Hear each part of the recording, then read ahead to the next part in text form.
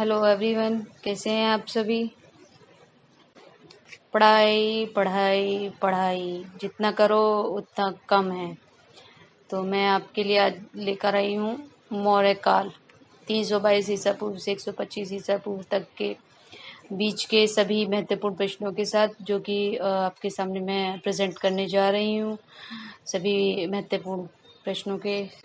तो मेरे क्वेश्चंस का लेवल रहेगा इजी टू हार्ड लेवल रहेगा। और आपको पता ही है मौर्य काल कितना इम्पोर्टेंट काल माना गया है इतिहास में, जो कि मैं अब स्टार्ट कर रही हूँ आपके सामने। और मैंने दो ऑप्शंस रखे हैं आपके सामने। क्योंकि ये वो ऑप्शंस होंगे दो जो कि इम्पोर्टेंट हैं और जो देखने को मिलते ही हैं हमेशा परीक्षा में। 4 ऑप्शंस मैंने इसलिए नहीं रखे हैं जिससे कि आपका दिमाग ज़्यादा भटके नहीं।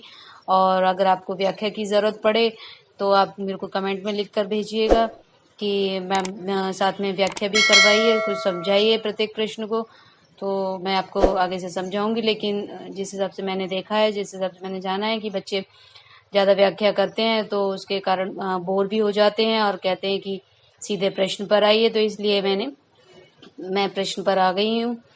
तो ये महत्वपूर्ण प्रश्न मैंने इजी टू हार्ड लेवल के रखे हैं, जो कि आप जितनी बार भी मेरी वीडियो देखेंगे और आपको अच्छा लगेगा पढ़ने में।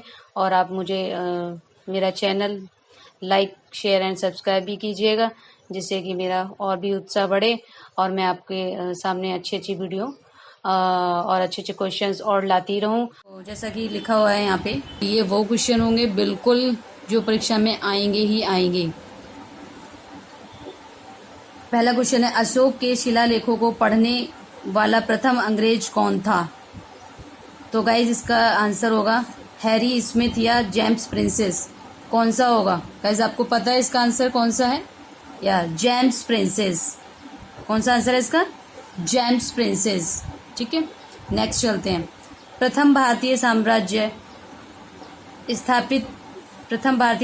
स्थापित किया गया। किसके द्वारा स्थापित किया गया गाइज? समुद्रगुप्त द्वारा या चंद्रगुप्त मौर्य द्वारा। जैसा कि हम पढ़ रहे हैं मौर्य काल के बारे में, तो ऑफकोर्स ये बात है कि चंद्रगुप्त मौर्य द्वारा ही किया गया होगा। ठीक है गाइज, मैं एक बात और बता दूं आपको कि प्राचीन काल में सबसे इम्पोर्टेंट ही ये काल रहा है। ठीक है, और सबसे लंबा भी यही चला है।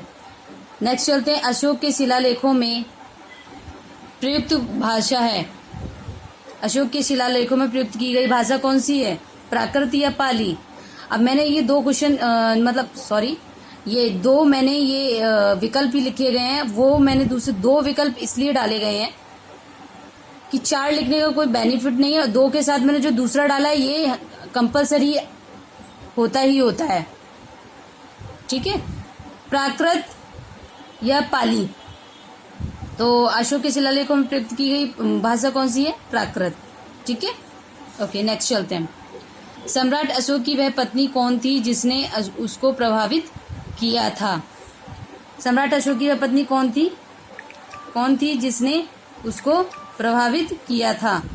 कौन सी थी? चारुलता या कारुआकी।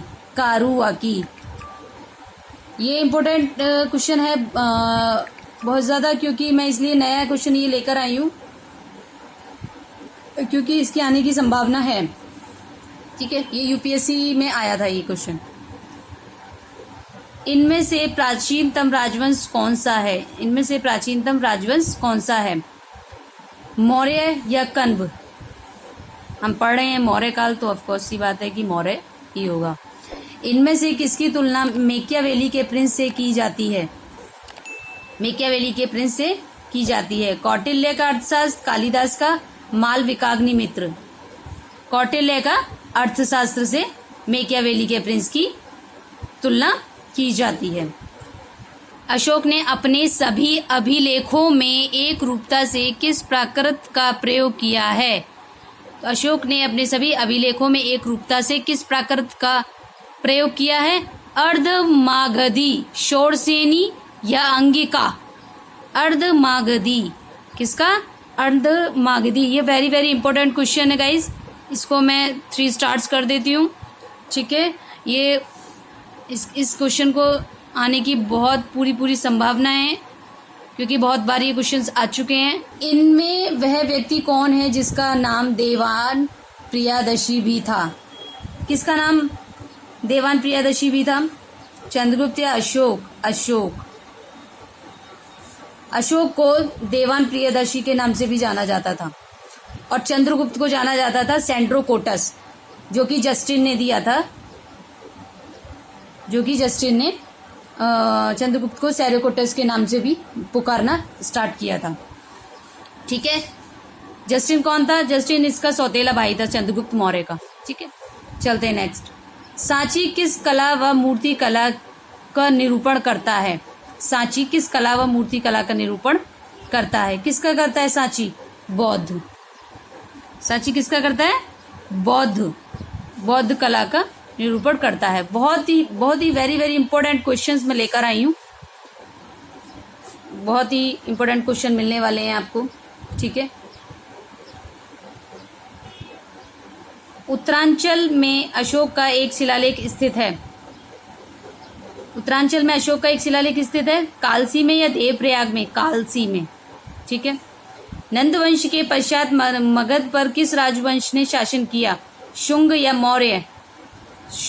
मौर्य। नंद वंश के पश्चात मगध में किस राजवंश ने शासन किया? मौर्य। इनमें से किस शहर में अशोक के शिलालेख नहीं है? अशोक के शिलालेख किस शहर में नहीं है? पाटलिपुत्र में।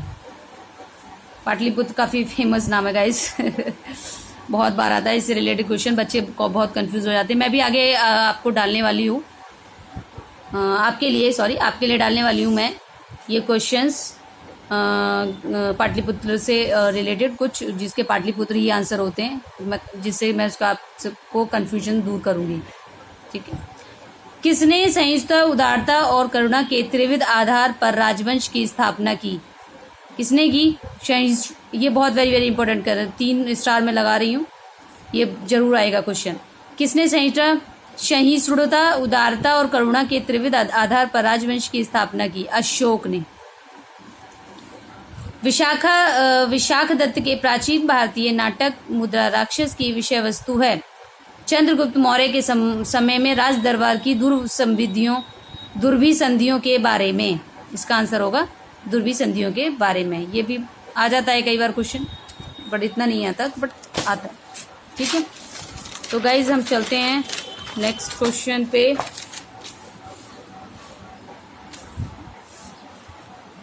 मुद्रा राक्षस का लेखक निम्न में से कौन है? अश्वघोष या विशाख दत्त? विशाख दत्त इसका क्या है? लेखक है।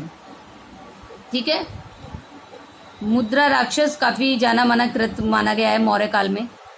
ठीक है, इसके अंदर काफी अच्छी व्याख्याएं की गई हैं कि राजा महाराजा कैसे चलते थे, उनके पीछे क्या जो सवारियां चलती थी, कितनी चलती थी। ठीक है, इसके बारे में मुद्रा राक्षस में लिखा गया है। अशोक का उत्तराधिकारी कौन था? अशोक का उत्तराधिकारी कौन था? बिंदुसार या कुणाल? बिंदुसार तो उनके पिताजी थे, लेकिन कुणाल क्या थे? उत्तराधिकारी। ठीक है, नेक्स्ट। मौर्य साम्राज्य में प्रचलित मुद्रा का नाम क्या था? पण या दीनार? पण। ठीक है, नेक्स्ट चलते हैं। प्राचीन भारत का वह प्रसिद्ध शासक जिसने अपने जीवन के अंतिम दिनों में जैन धर्म को अपनाया था। जैन धर्म को किसने अपनाया था? बिंदुसार या चंद्रगुप्त मौर्य? किसने अपनाया था? चंद्रगुप्त मौर्य ने अपनाया था। ठीक है गाइस, मिलान करें।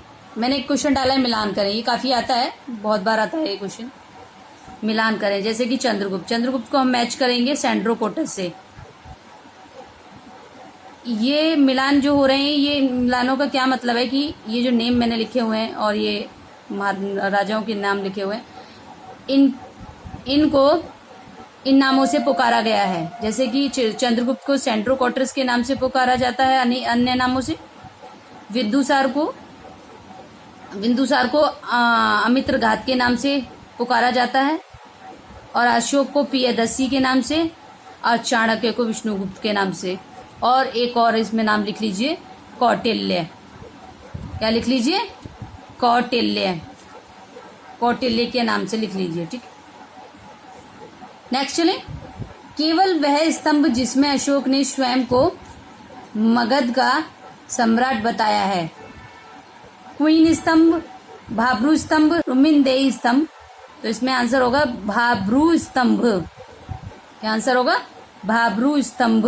हाँ गाइस, इसमें मैंने लिखा हुआ है आपके लिए कि मौर्य राजवंश का कालक्रम के बारे में मैं आपको ये पढ़ाती हूँ थोड़ा सा।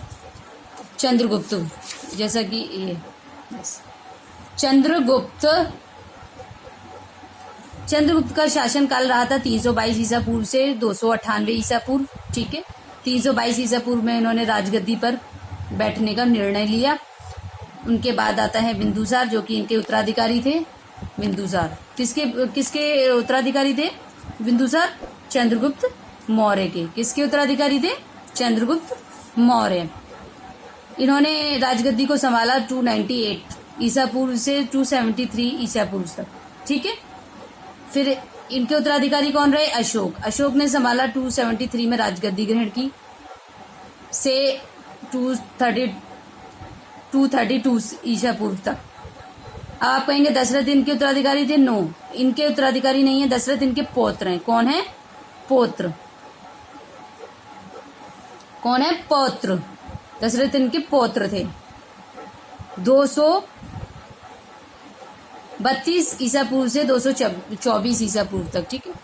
फिर आते संप्रति 224 से 215, शालीशुका 215 से 202, देववर्मन 202 से 195, शतधन्वा 195 से 187, वहीद्रथा 187 से 184 ईसा पूर्व तक इन्होंने ये सब हमारे मौर्य वंश राजवंश का कालक्रम रहा, ठीक है। नेक्स्ट चलते। पाटलिपुत्र में स्थित चंद्रगुप्त का महल मुख्यतः बना था। किसका बना था? लकड़ी का या ईंटों का? बताइए गाइस। जैसा कि आपको पता होगा लकड़ी का, ठीक है। कई बच्चे कंफ्यूज हो जाते हैं ईंटों का, तो इसलिए मैंने ईंटों का ऑप्शन में डाला है, लेकिन क्या है? लकड़ी का। कौन सा क्षेत्र अशोक के साम्राज्य में सम्मिलित नहीं था? कौन सा क्षेत्र सम्मिलित नहीं था? श्रीलंका। श्रीलंका के नाम से याद आया? श्रीलंका के नाम से आपको याद आया कि अशोक के साम्राज्य में सम्मिलित श्रीलंका। समझ में आया? जैसे कि अशोक के जो 2 बच्चे थे, एक पुत्र का नाम था महेंद्र और बेटी का नाम था संघमित्रा। क्या नाम था? संघमित्रा। इन्होंने क्या किया? इनको बौद्ध धर्म के प्रचार प्रसार के लिए क्या कर दिया? श्रीलंका भेज दिया गया, ठीक है। लेकिन ये क्या था? अशोक के साम्राज्य में सम्मिलित नहीं है, ठीक है। नेक्स्ट क्वेश्चन पे चलते हैं। मेगास्थनीज ने भारतीय समाज को कितनी श्रेणियों में विभाजित किया? 4, 5, 6 या 7? 7। जैसा कि आप जानते हैं मेगास्थनीज के बारे में हम जैसे कि बताना चाहेंगे आपको कि मेगास्थनीज सेल्यूकस निकेटर का राजदूत था। सेल्यूकस निकेटर का राजदूत था, क्योंकि मेगास्थनीज के द्वारा एक जाना माना क्वेश्चन आता है कि मेगास्थनीज द्वारा लिखी गई पुस्तक इंडिका, ठीक है। ओके, नेक्स्ट चलते हैं। कौटिल्य के अर्थशास्त्र में किस पहलू पर प्रकाश डाला गया? आर्थिक जीवन, धार्मिक जीवन, राजनीतिक नीतियां, सामाजिक जीवन। तो किस पर डाला गया? किस पहलू पर प्रकाश डाला गया? राजनीतिक नीतियां। कौटिल्य से आप समझ रहे हैं चाणक्य, कौटिल्य, ठीक है। तो गाइज मैंने आपके लिए 24 क्वेश्चंस डाले हैं और कल मैं आपको सीरीज वन में मैं कल आपके लिए अशोक के 14 शिलालेखों के बारे में बताऊंगी और कुछ इम्पोर्टेंट क्वेश्चंस और लेकर आऊंगी मैं आपके लिए, ठीक है गाइज। और गाइज ये मैंने आपके लिए एक क्वेश्चन हाईलाइट किया हुआ है। चंद्रगुप्त मौर्य का जन्म 345 ईसा पूर्व में हुआ था और इनकी जो मृत्यु हुई थी वो श्रवणबेलगोला में हुई थी, जो कि आप लिख सकते हैं मृत्यु कब हुई थी? 298 ईसा पूर्व में। कहाँ हुई थी?